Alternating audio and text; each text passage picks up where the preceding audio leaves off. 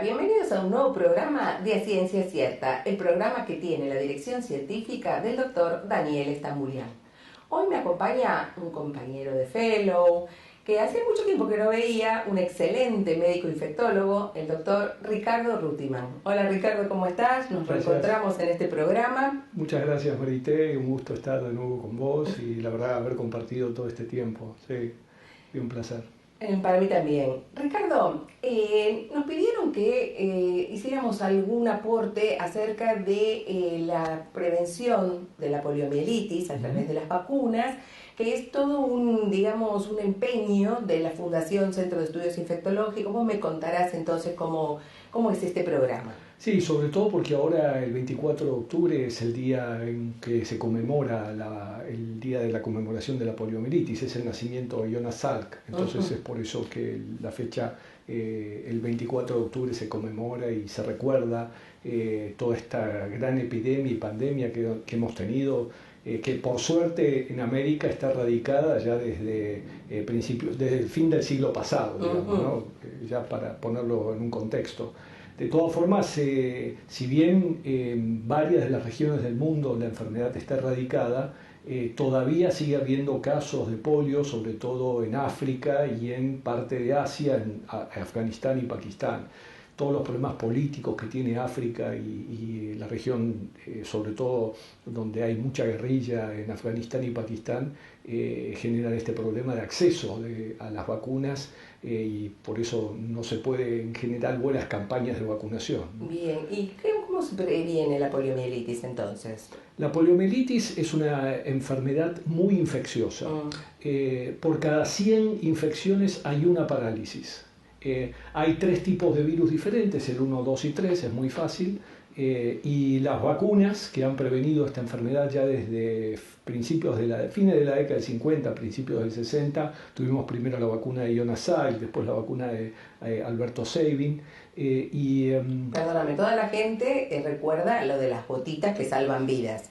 ¿Qué pasó con esta vacuna de Sabin? ¿Qué problemas tenía y por qué ahora ya no se utiliza? La vacuna tiene una excelente efectividad, sobre todo porque es una vacuna atenuada. Entonces, al ser una vacuna viva atenuada y que se da por vía oral, eso permitía de alguna forma que la prevención sea no solamente a través de la persona que estaba vacunada, sino también el hecho de que el virus se eliminara a través de la materia fecal de los chicos que recibían la vacuna. Eso de alguna forma permitía inmunizar a otros chicos. Pero eso tiene algunas desventajas, como que este virus a veces se puede ir de control. Sobre todo el tipo 2, el Sabin o el Sabin tipo 2, al ser, como recordamos de la pandemia de COVID, los virus ARN, como el caso de la polio, también es un virus ARN, están todo el tiempo replicándose, todo el tiempo, millones de copias de virus por hora, por minuto, y eso hace que haya un montón de material genético y de mutaciones y de cambios. Entonces el virus de la vacuna, Sabin, al mes de estar en la comunidad, sobre todo si la comunidad tiene desde el punto de vista de las defensas un poco bajas y las campañas de vacunación no alcanzan el 100%, más del 90%, ahí el virus puede revertir y puede volverse nuevamente virulento, o sea, deja de ser un virus atenuado, sobre todo el tipo 2, y pasa a ser nuevamente virulento. Entonces eso ha generado algunos casos de polio que son parálisis relacionadas con la vacunación. Eso es inadmisible. Eso hoy desde el punto de vista de varias regiones donde la enfermedad está erradicada, no hay ninguna posibilidad de aceptarlo, y de ahí que la vacuna que se indica en América prácticamente es la vacuna Salk, que es la vacuna inactivada, que no tiene al ser una vacuna inactivada, o sea, el virus está muerto, no tiene ninguna chance de cambiar o de resucitar. Claro, porque en realidad uno veía las gotitas estas como que eran más prácticas, más baratas, si querés. Las dos cosas. Y entonces ahora, realmente con el peligro de una polio relacionado con la vacuna, la verdad que el costo versus beneficio hace que esto sirvió en su tiempo, pero que ahora... Por supuesto, cuando uno tenía miles de casos de parálisis, fines de la década de 50, 60, hasta principios de los 70, esto era la relación riesgo-beneficio, estaba muy a favor de la Totalmente. vacuna. Hoy ya no. Hoy ya no, porque tenemos... Y aparte tenemos la alternativa de la vacuna Salk. Exactamente, que está muchas veces incorporada en otras vacunas. Exactamente, ¿cierto? Está en vacunas combinadas, como la vacuna sextuple, por ejemplo. En el Programa Nacional de Inmunizaciones se indica separada, pero hay vacunas en el mercado privado que se puede administrar de forma combinada. Y si no se da por separado, pero no tenemos este riesgo. No hay este riesgo con la vacuna inactivada. Bien. Y FUNSAI está participando con el Rotary. El Rotary ha tenido ya desde la verdad que el Rotary ha tomado el tema de la prevención, las vacunas y la polio en particular, con muchísimo énfasis y prácticamente la verdad que cuando uno habla con la gente de los rotarios... Todos, sí, todos no hay uno específico. En general uno, sí, tienen mucho conocimiento de la enfermedad y tienen mucho conocimiento de las vacunas, de la prevención. Es impresionante cómo se han puesto al hombro el tema de la vacunación. Qué importante ahora que la verdad que todos estamos preocupados por las bajísimas coberturas de vacunación, ¿no? Sin duda, y bueno, y eso es un poquito lo que estamos organizando desde FUNSAI, también por supuesto aliados con Rotary, como para tratar de volver a las coberturas que teníamos hace 15, 20 años. Hoy estamos hablando de que los chicos cuando ingresan al colegio reciben, 1 de cada 2 no recibe la vacuna que le corresponde, 50% de cobertura. Y eso es peligrosísimo. No recordamos, yo la verdad que tengo 35 años de pediatra y no recuerdo esta situación. Coberturas. Entonces, sí. Y que me contabas entonces los rotarios que se cargan al hombro, en qué organizan, por ejemplo, junto con FUNSAI. Bueno, sobre todo tienen muchísima actividad, te diría, hacia el interior en cada uno de los lugares. Bueno, nos ayuda mucho con las campañas, se han organizado actividades, por ejemplo, en la ciudad de Córdoba, en algún momento organizaron también la Noche de las Vacunas, o sea, hay una serie de iniciativas que van, la verdad que a veces uno como médico trata, digamos, comparte con la comunidad y discute un poco cuál sería la mejor forma de llegar a la gente. Y la verdad que trabajando conjuntamente se puede llegar con mucha mejor iniciativa, ¿no? Sí, seguro, porque a veces tal vez no es falta de voluntad de vacunarse, sino falta de conocimiento, falta de acceso. Sin duda. Entonces creo que esto de la noche de las vacunas, que vos vas ahí y va la gente. Sí, aparte de repente organizaban con música, había cuartetos. ¿Y cómo sería la noche de las vacunas? A ver, contanos. Y un poquito, en realidad surge a punto de partida de lo que es la noche de los museos. Ajá, entonces, muy parecido, porque es de alguna forma una iniciativa como para que la gente tenga un acceso en el camino prácticamente. ¿Y qué se ponían? ¿Varios stands de vacunación? Sí, stands de vacunación y sobre todo esto se hizo en la ciudad de Córdoba, fue una iniciativa también conjuntamente con Casa Cuna, donde participó la Sociedad Argentina de Pediatría de Córdoba. Entonces, la verdad que fue una muy linda experiencia. Muy linda, sí.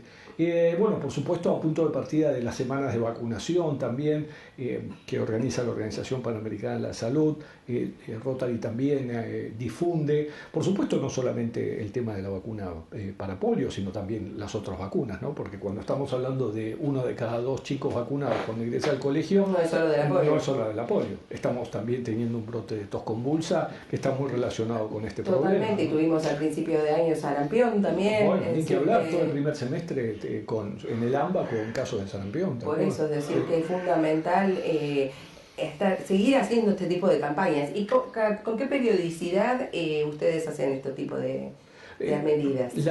Con las actividades de FUNSAI con el Rotary estamos con un programa que por ahora ha sido durante todo el año. O sea que es un programa constante. Tenemos oportunidades, de repente en este caso estamos hablando del 24 de octubre, entonces hay hitos y eventos durante el año, como fue la semana de vacunación allá en el mes de abril, y ahora pero bueno, frente a eso, pero después mensualmente estamos trabajando todo el tiempo. Estamos trabajando también con actividades para el dengue, pero eso por ahí tiene que ver más con actividades sociales. Sí. Bien, eso después tal vez lo podemos charlar. Pero ahora para terminar con la polio, digamos, ¿qué podríamos más decir? Por ejemplo, ¿tiene efectos adversos esta vacuna? Que es la inactivada, porque ya dijimos la otra. La vacuna inactivada es como una vacuna antigripal. digamos, si uno tiene que ponerla en el término, son muy parecidas desde el punto de vista, son las dos vacunas inactivadas y produce un poquito de dolor en el sitio de aplicación y no mucho más que eso. Rara vez produce fiebre, la verdad que no es una vacuna que produzca, básicamente es el lugar el dolor en el lugar de administración, pero comparativamente a otras vacunas, la verdad que si la comparamos con la vacuna quíntuple, por ejemplo, que es la que reciben los chicos también, conjuntamente con la de polio, con la Salk, la otra es mucho más teraptogénica, claro. Esa sí produce fiebre y también a veces produce hinchazón, pero no en el caso de la vacuna Salk. Bien. Sí. Y por ejemplo, ¿qué recomendación le das a estas personas que, por ejemplo, puedan ir a lugares donde todavía está circulando el virus de la polio? Bueno, la selección argentina va a ir a jugar a Angola, un partido amistoso. ¿Y entonces? La verdad que no sé a quién se le ocurrió, digamos, que un plantel de los millones de dólares que vaya a ir a Angola, pero bueno, van a ir a jugar a Angola. Y no es solo los problemas de polio, sino millones de otros problemas, ¿no? Absolutamente, pero claramente una persona de 20 y pico, un promedio 26, 27 años, como tienen los jugadores de la selección, la última administración de vacunas polio que han recibido fue más de 10 años, debe haber sido al ingreso escolar. Claro, sí, 20 y pico de años. Exactamente, entonces todos ellos van a tener que recibir una dosis de vacuna en el caso de Angola es un país que tiene polio, tiene casos de polio, no es una epidemia de polio, pero tiene casos aislados de polio relacionados con el virus Sabin, digamos. No es polio salvaje, pero es lo mismo. O sea, tienen que vacunarse y tienen que estar... tienen que recibir una dosis de vacuna en este caso. Cualquier persona que viaje en general al centro de África... tenemos que ir a un cortecito. Entonces ahora vamos a dar recomendaciones a los viajeros, qué edad, cómo prevenir la polio, qué tienen que hacer con otras cosas aparte, ¿no? De las alimentaciones, las aguas. Perfecto. Muchas gracias, Ricardo. De nada. Vamos entonces a terminar este primer bloque de A Ciencia Cierta. No nos abandonen, que volvemos rapidito. Muchas gracias por acompañarnos.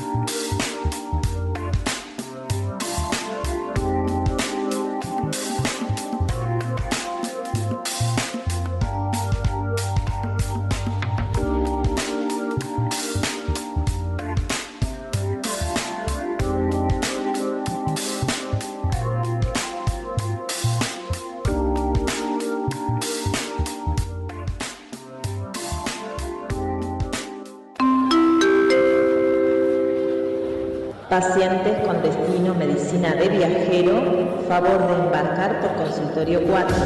Muchas gracias.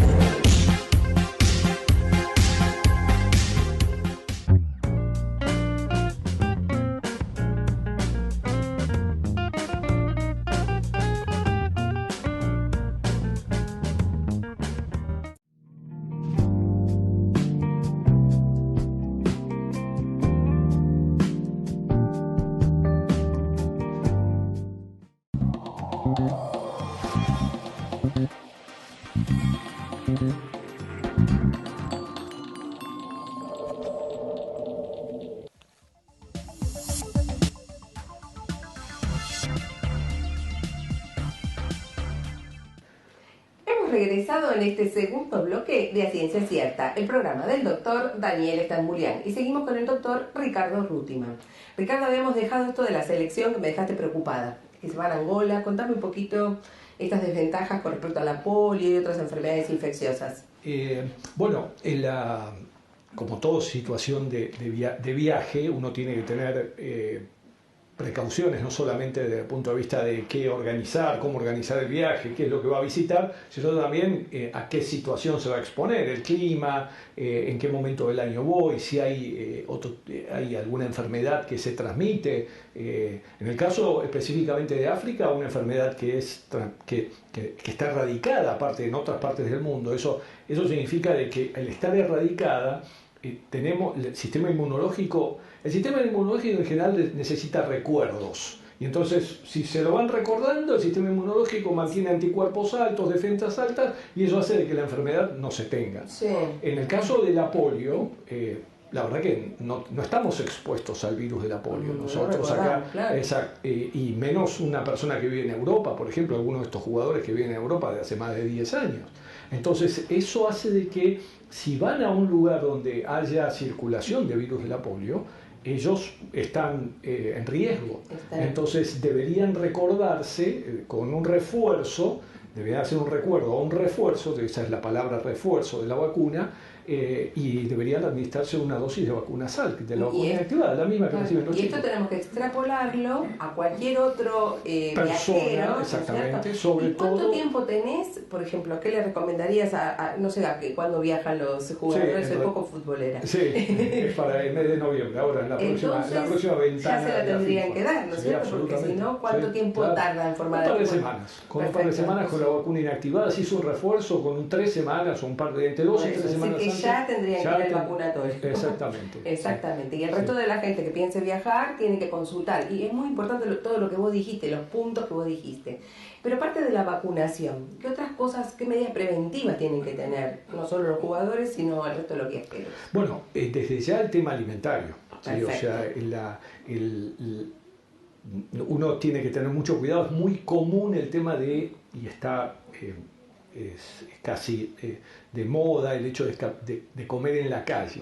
Comer en la calle, la verdad que desde el punto de vista sanitario es muy peligroso. Totalmente. Entonces, y uno lo ve en prácticamente todas las ciudades. Simplemente tenemos que pensar en dónde se lava las manos esa persona que prepara los alimentos o dónde lava los alimentos, con qué agua accede.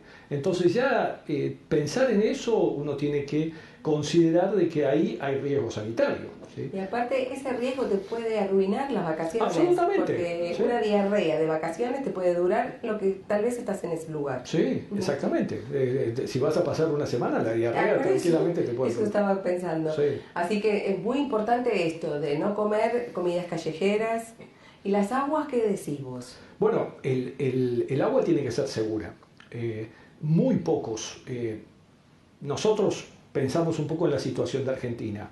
La situación argentina sanitaria en general, contamos con agua corriente y cloacas en los centros de las ciudades. Por ejemplo, si uno va a Pergamino, o va a Junín o va a Río Cuarto, son todas ciudades que desde el punto de vista sanitario tienen cloacas y, por suerte, desde hace ya varios años, pero otros países y otras regiones de América Latina o del mundo no tienen esta condición. O sea que cuando uno abre la canilla de cualquier hotel, uno tiene que considerar de que probablemente en Nigeria o en Libia o en el Cairo, sobre todo estoy hablando, también puede ser en Mumbai, en la India, que tuve oportunidad de estar hace poquito, la verdad que no hay ninguna posibilidad de utilizar esa agua para consumo. Sí, por supuesto, como higiene, pero no para consumo, como para beberla, ¿no? Totalmente. O sea, no es potable, uno tiene que tener agua segura. Y ese es el mayor riesgo. O sea, la verdad que si uno no cuenta con agua segura, el agua que no es segura contamina todo el resto. Contamina porque no tiene agua para lavarse las manos, no tiene agua para higienizar los alimentos o preparar los alimentos en forma saludable.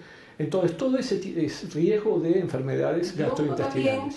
Con los cubitos, ¿te acordás que el doctor Stambulian nos contó de la investigación de un brote en un avión, que fue una epidemia de diarrea en todos los viajeros de ese avión? A punto de partida de los cubitos. Entonces el hielo, idealmente, si no sé su procedencia, decir sin hielo. Sin hielo. Sí. Y también hay que tener mucho cuidado con... Es frecuente ver los bidones en los hoteles o esas jarras que van comunitarias. Hay que tener también cuidado de dónde proviene. Lo ideal serían agua que esté envasada y que uno la abra uno, porque a veces la pueden rellenar y eso también es peligroso. Y sobre todo cuando uno prepara alimentos para los chicos, ¿no? Totalmente.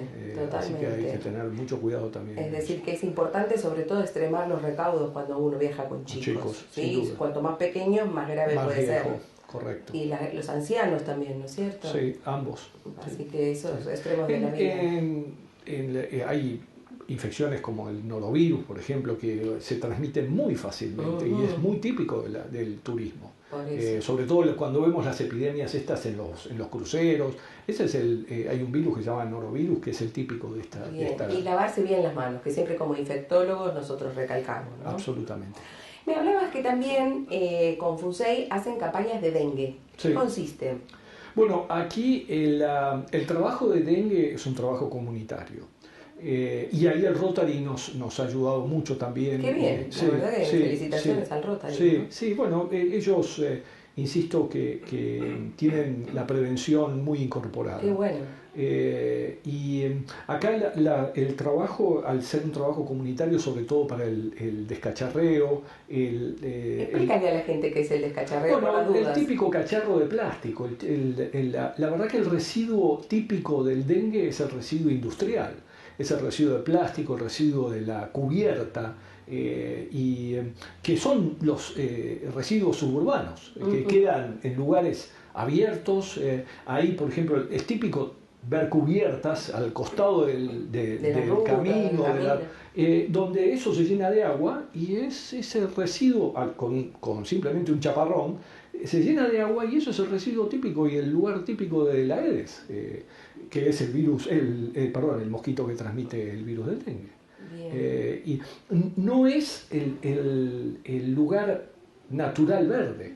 Ese mosquito que está en el lugar natural verde, en la laguna, en el pantano, no es ahí el problema. Claro. El problema es el plástico y la goma, y la cubierta. Ese es el residuo típico o el ambiente típico, que es el suburbano de varias de las ciudades de Argentina, ¿no? Y bueno, y trabajar en esas actividades... Es decir, que van casa por casa y explican cómo descacharrar. Sobre todo tratando de desmitificar un poco, porque la gente piensa que está relacionada con cualquier tipo de mosquito, claro, o con cualquier residuo con cualquier lugar, porque a veces se adjudican a las plazas, por ejemplo. Absolutamente. Y bueno, en cierta manera en los cementerios sí, porque uno ahí tiene mucho el florero, claro, con plástico, y eso por ahí pasan días y días y nadie renueva esa agua. Claro. ¿Cómo es el descacharreo ideal? El descacharreo ideal es dar vuelta los recipientes que puedan contener agua, y también de vez en cuando limpiarlos. Claro. Exactamente. Idealmente con un cepillo, como porque ahí también en esos bordes las larvas quedan pegadas en el plástico. Sí. Y lo peor es que pueden durar mucho tiempo. Mucho tiempo. Entonces, y sobre todo el invierno también. Por eso porque a veces uno empieza a pensar en el descacharreo en verano, pero tendría que ser periódico para evitar que se siga desarrollando. Absolutamente. ¿No? Bueno, y esa es la actividad muy, muy característica, sobre todo el trabajar mucho en las escuelas, con los chicos. El que lleva, ya lo habíamos visto y como nos enseñaba el doctor Estambulián cuando fuimos a Ledesma, cuando en la época de la campaña de cólera, ¿te acordás que fuimos allá en la década del 90?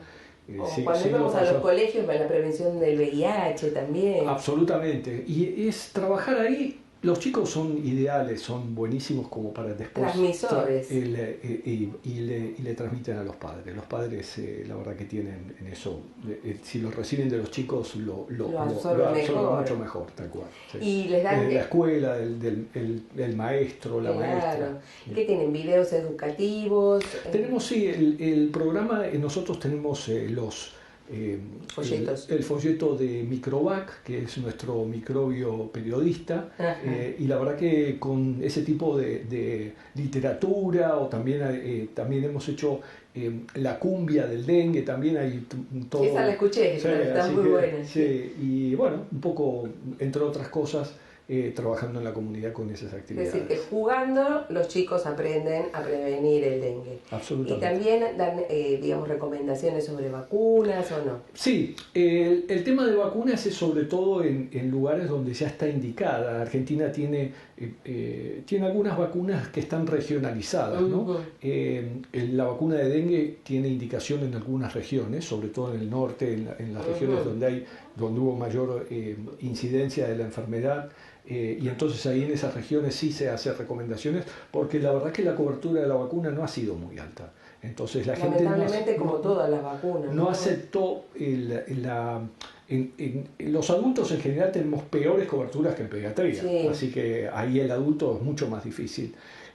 Fue te diría, una excepción la aceptación que tuvo la vacuna de COVID solamente el primer año y medio, porque ahí ahora ya también ahora ya está nada, ya la gente no se vacuna para COVID directamente, si bien hay algunas recomendaciones. Pero eso de haber tenido 90% de cobertura en personas mayores de 50 años en el primer año no es lo habitual que tenemos para el adulto.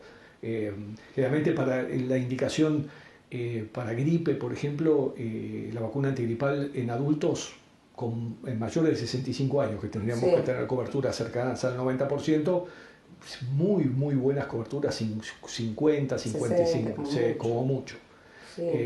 Y bueno, y el caso de la vacunación de la embarazada también. La embarazada que tiene puntualmente indicación para este caso de la vacuna de tos convulsa, por ejemplo, claro, para prevenir influenza, virus sincicial, y la verdad que las coberturas nunca pasan del 65-70%. Claro, que es triste, teniendo la vacuna, que muchas de ellas son gratuitas. Absolutamente, sí, que en cualquier control. Y obligatorias, en realidad, sin también. Duda, sin duda. Entonces, y más teniendo en cuenta que estamos con esta temporada y con esta epidemia de pertussis, ¿no? Claro, es importante llamar la atención sobre eso, ¿no? Porque la indicación de la madre, o sea, los chicos se mueren de tos convulsa, los menores de 3 meses.